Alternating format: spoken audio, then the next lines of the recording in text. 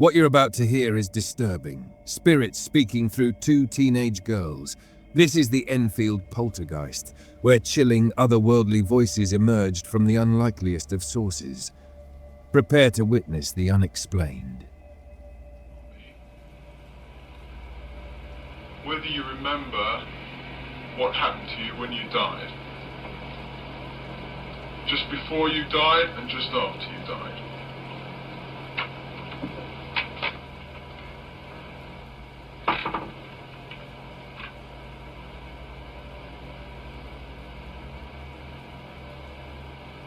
Days before I died,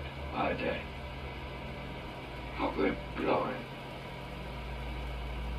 Then I had an hemorrhage, and I fell asleep, and I died in a chair in the corner downstairs.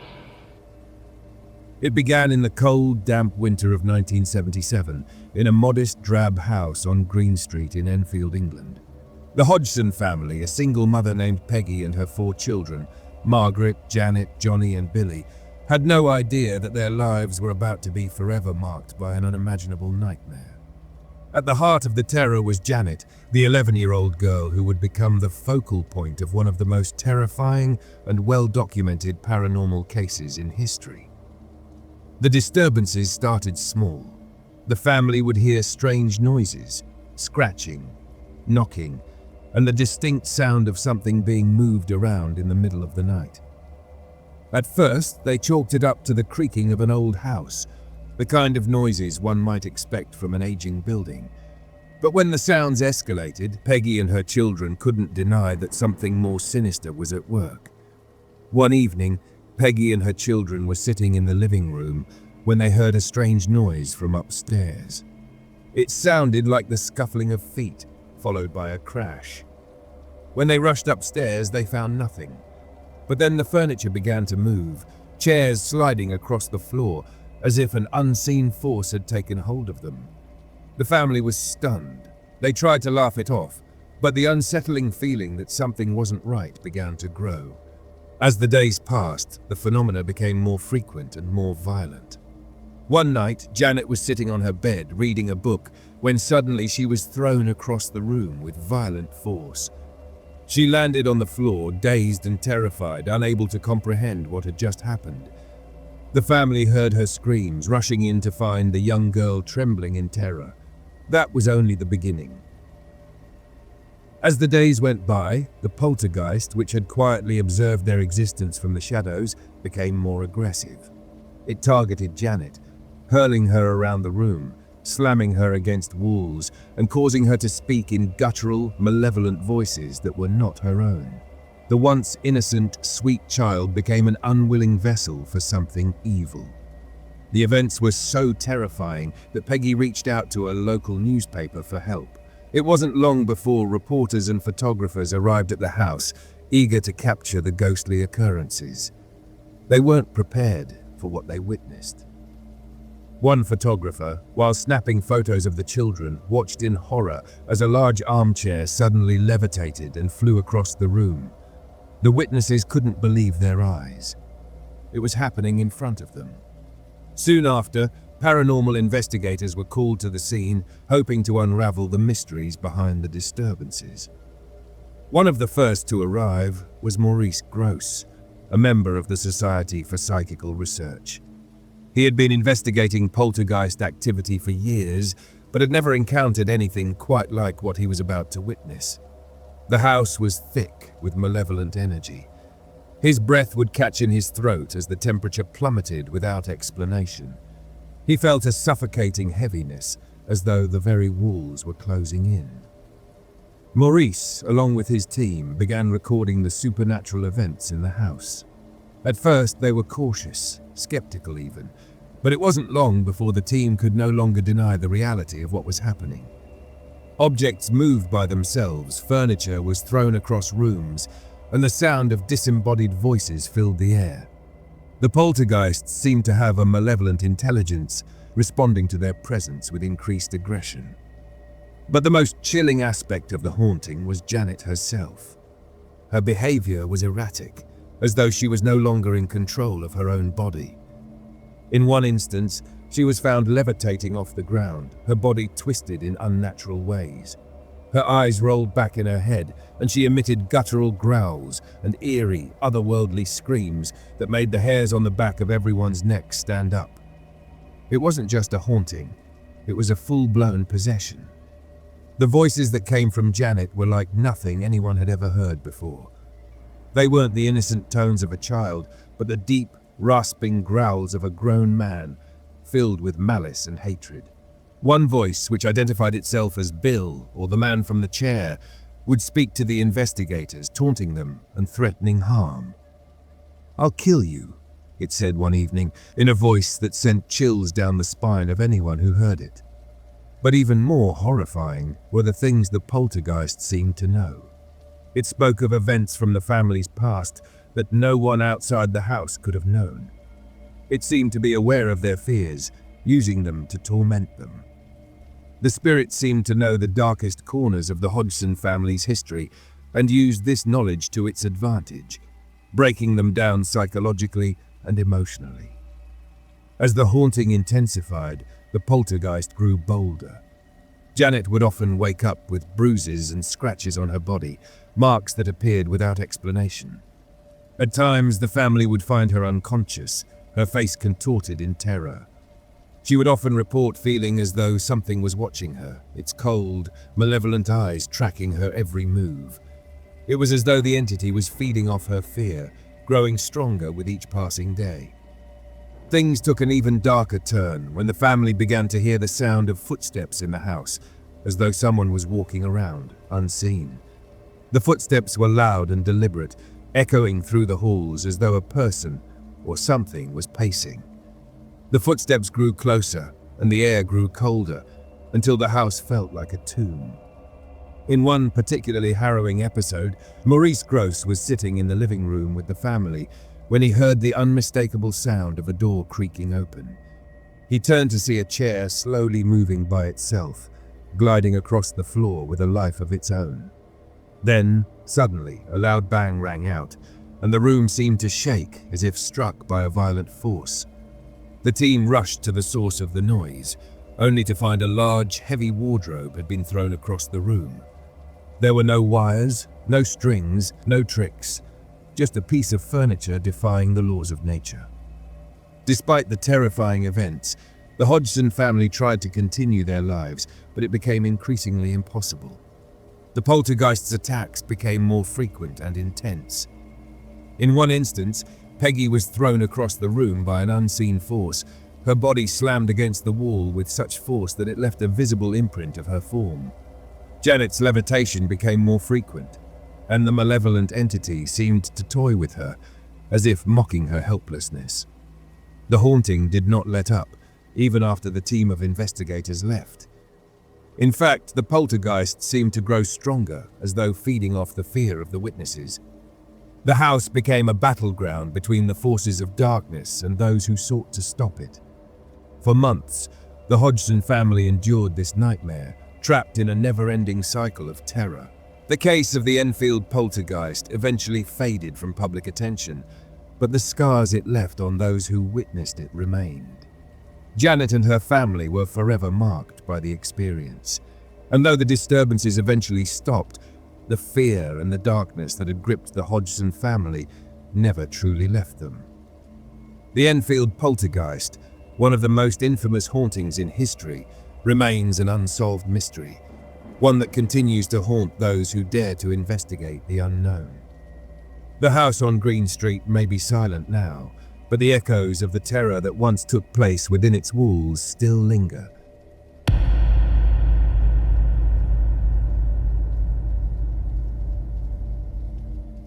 Nestled in the quiet English countryside of Essex, Borley Rectory stood as a foreboding monument to a dark and mysterious past. Built in 1862 by Reverend Henry Dawson Ellis Bull, the rectory was intended to be a peaceful residence for his family near the church he served. However, from the moment of its completion, the house became a magnet for ghostly legends, unsettling incidents, and inexplicable phenomena, earning its title as the most haunted house in England. The land on which Borley Rectory was built already carried whispers of tragedy. Local legends spoke of a 13th century Benedictine monastery that once stood nearby. According to the most infamous tale, a monk and a nun attempted to elope, defying their sacred vows. They were caught and met grim fates. The monk was executed, and the nun was reportedly bricked alive into the convent walls as punishment. Their spirits, it is said, were never at peace, setting the stage for the rectory's sinister reputation. Reverend Bull's family was among the first to report strange occurrences. Footsteps echoed through empty corridors, and ghostly figures were glimpsed at the edge of the garden. A spectral nun was often seen wandering the grounds in silent lamentation. Bull reportedly built a summer house where he could watch her nightly procession. The family dismissed these apparitions as harmless curiosities, but darker manifestations lay in wait. The activity escalated after the death of Reverend Bull in 1892. His son, Harry Bull, took over the rectory and lived there until his death in 1927. During Harry's tenure, the hauntings became more aggressive. Visitors and family members reported seeing objects move of their own accord, hearing disembodied voices, and witnessing ghostly figures. The ghost of a headless coachman driving a phantom carriage was seen by locals and visitors alike, adding to the growing unease. One chilling story involved the rectory bells. Despite being disconnected, the bells would ring at odd hours, often accompanied by the sound of dragging footsteps. Residents frequently heard whispers in the dead of night, faint but unmistakable. The kitchen was often a focal point of these hauntings.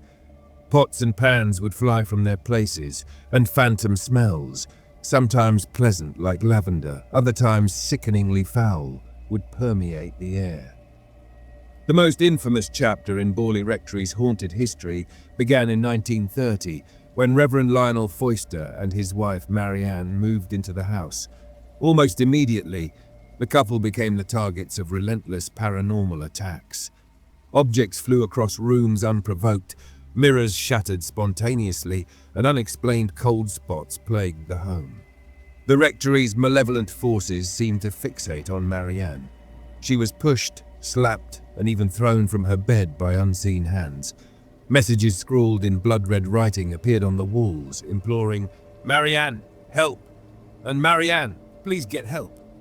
Marianne later claimed that the attacks felt personal, as if the entity behind them was not merely haunting the house, but targeting her specifically. She recalled one particularly terrifying night when she woke to find her pillow soaked in water, though no leaks were present. In another incident, a candlestick was hurled across the room, narrowly missing her head. Reverend Foister attempted several exorcisms, but each effort only seemed to anger the spirits, causing the manifestations to grow more violent. Visitors to the rectory during this time often reported seeing shadowy figures peering from the windows, though the rooms behind them were empty. Borley Rectory's notoriety attracted the attention of Harry Price, a prominent paranormal investigator. In 1937, Price rented the rectory for a year to conduct a thorough investigation. He assembled a team of researchers and documented hundreds of incidents. Price and his team reported eerie phenomena, including ghostly shadows, cold drafts, and unexplainable noises. One of the most famous events involved a séance during which a spirit allegedly communicated that the rectory would burn down, revealing evidence of a murder hidden within its walls. According to Price, the spirit was that of a nun who had been killed and buried on the grounds. The séance also alluded to a dark force responsible for much of the malevolence in the house. Some participants in Price's experiments claimed to feel the presence of unseen hands grasping at their clothes or pulling at their hair. The building's oppressive atmosphere seemed to weigh heavily on all who entered, as if the very walls were imbued with sorrow and rage. Price's predictions came to a fiery conclusion in 1939. A fire broke out, engulfing the rectory and leaving it a charred ruin. During the cleanup, workers uncovered a human jawbone, lending eerie credence to the stories of murder and buried bodies. Even in ruins, Borley Rectory refused to rest. People continued to see strange lights in the area and hear ghostly sobs and screams. Some locals avoided the site altogether, claiming the ground itself felt cursed. Skeptics have sought to debunk the legends surrounding Borley Rectory. Some claim that Harry Price exaggerated or fabricated evidence to bolster his reputation. Others suggest that the hauntings were the result of hysteria, pranks, or natural phenomena, such as drafts and settling noises.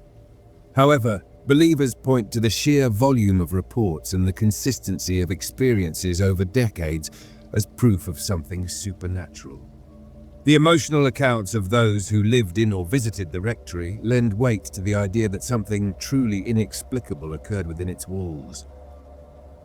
Today, Borley Rectory is remembered as a landmark of the paranormal. Though the house itself no longer stands, the stories persist, inspiring books, films, and documentaries. For those who dare to delve into its history, Borley Rectory offers a chilling reminder of the unknown forces that may lurk in the shadows, forever tethered to the places they once inhabited.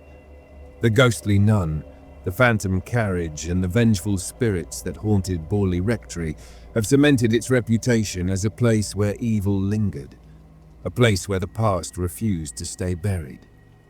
Its legacy endures as one of England's most unnerving mysteries, a cautionary tale of what happens when the living disturb the restless dead.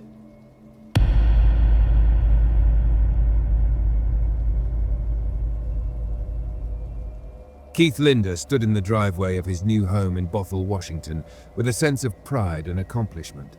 The house was everything he had dreamed of. Spacious, affordable, and tucked away in a quiet neighborhood. It felt like a new beginning. But as he stepped through the front door, a strange chill washed over him, a fleeting discomfort that he quickly dismissed as moving day jitters. The first few days passed uneventfully. Keith unpacked boxes, arranged furniture, and settled into his routine. But by the third night, the house began to show its true nature. He was sitting in the living room when a faint thud came from the kitchen. Curious, he went to investigate and found a drinking glass shattered on the counter. The odd part was that the cabinet door was closed, and the rest of the glasses were untouched.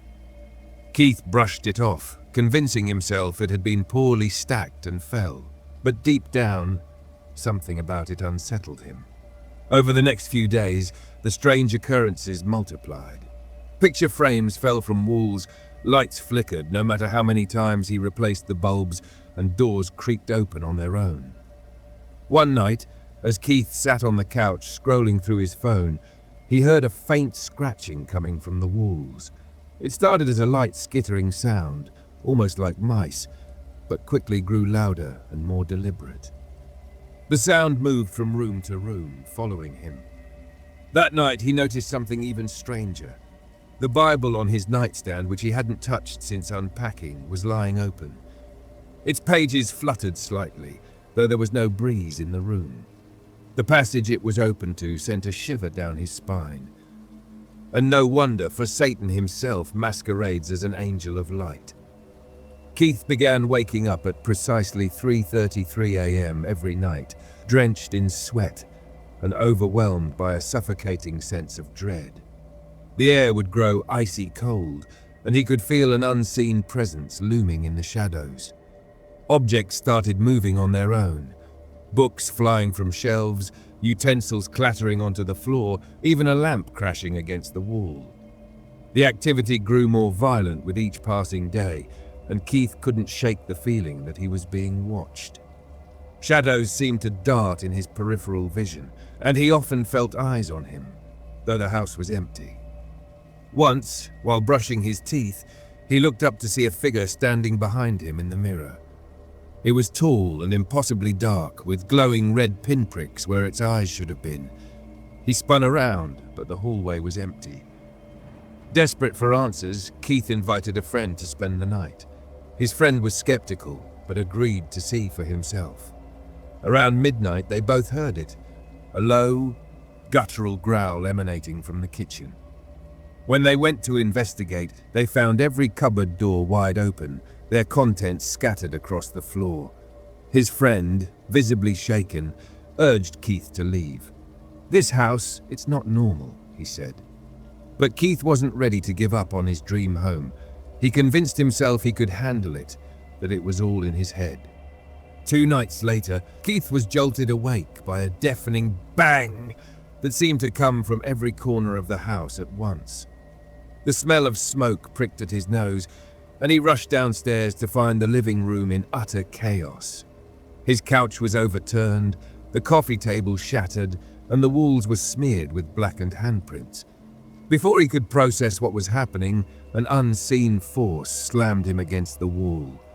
He gasped for air as the room grew unbearably hot, and a voice, deep, guttural, and layered with malice, boomed through the house. "Get out!" The lights flickered violently, and Keith stumbled back, his vision blurring. He turned toward the stairs, but the feeling of being watched was overpowering. Slowly, a figure emerged from the shadows in the corner of the room. It was massive, its form a writhing mass of darkness, and its glowing red eyes locked onto Keith. The air around it seemed to ripple, as if reality itself struggled to contain it. Keith froze, his breath caught in his throat, as the figure tilted its head, studying him like a predator sizing up its prey. The voice returned, louder this time, and more commanding. "This is our home. Leave or burn." Flames erupted from the walls, spreading unnaturally fast, though nothing seemed to catch fire. The fire was alive, twisting and writhing as though it were part of the entity itself. Furniture flew across the room, narrowly missing Keith as he ducked and scrambled toward the stairs. His phone, his only source of light, flickered and died in his hand. In the suffocating darkness, the growling grew louder, closer. Keith turned and saw the entity standing at the base of the stairs, its form now engulfed in flames. It extended a hand toward him, and Keith felt a wave of searing heat wash over him, his skin prickling as if it would catch fire at any moment. With every ounce of adrenaline in his body, Keith sprinted past the entity, narrowly avoiding its grasp. The front door, which had been locked moments before, swung open violently, and he tumbled out into the cold night. Gasping for air, he turned back to see the house. The flames were gone, the windows unbroken, and the house stood eerily quiet and still, as though nothing had happened. But the smell of smoke clung to Keith's clothes, a lingering reminder of the nightmare he had just endured. Keith never returned to the Bothell house. He left everything behind, furniture, belongings, even the memories of what he had hoped would be his dream home. When asked why he fled so suddenly, Keith would only say, "Some places aren't meant to be lived in. Some places belong to the darkness." The house remains, unassuming and quiet, but those who pass by report a strange unease, a feeling that something watches from within. The Bothell Hell House waits, patient and hungry, for its next victim. Thank you for watching this video by Sanctum Obscura. If you enjoyed unraveling the darkness with us, don't forget to like, share, and subscribe. Stay curious, stay brave, and remember, some mysteries are better left in the shadows. See you next time.